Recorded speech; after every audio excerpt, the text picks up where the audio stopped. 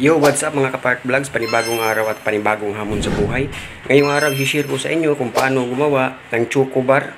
Pero sa hindi pa, huwag kalimutang mag-subscribe para lagi kang update sa mga latest videos ko. So, huwag na natin patagalin, gawin na natin.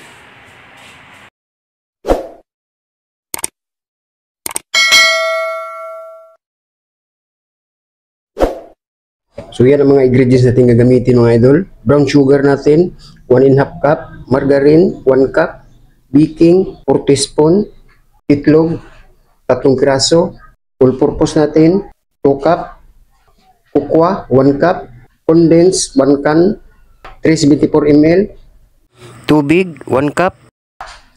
So, haluin muna natin. Haluin muna natin yung asukal at saka margarine.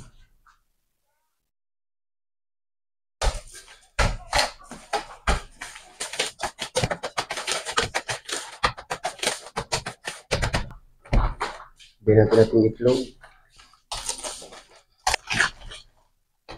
Ating condense tubig. Haluin natin.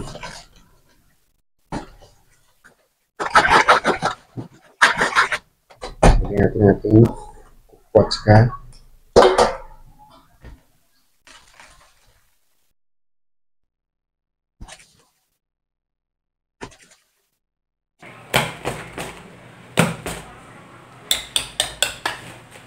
So ayan mga idol, pwede na to. So ilagay natin to sa ating hulmahan. So ngayon mga idol, ilagay natin sa ating molde.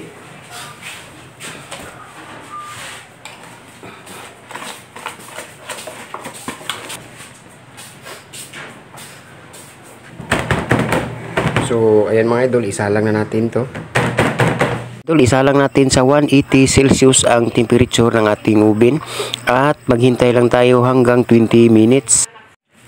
So yan mga idol, after 20 minutes, luto na siya. So ngayon, hainin na natin at ating palamigin. Idol, nakuha na natin sa kanyang lanera. So ngayon, i-slice na natin.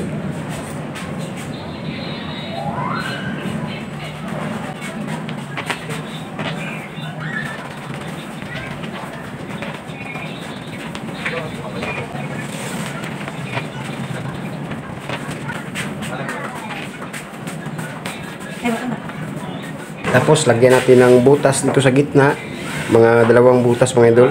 So gagamit tayo ng barbecue stick.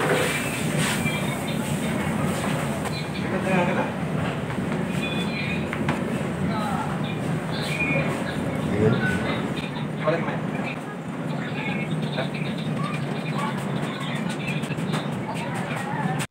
So ngayon mga idol, maglagay na tayo ng palaman. So ito ang ating palaman. So may tutorial na ako nito mga idol, no? So ilagay ko lang sa comment section ang link. So siyempre gagamit tayo nito, piping bags at saka ito. So ngayon mga idol, maglagay na tayo ng palaman, ganito lang. Yan.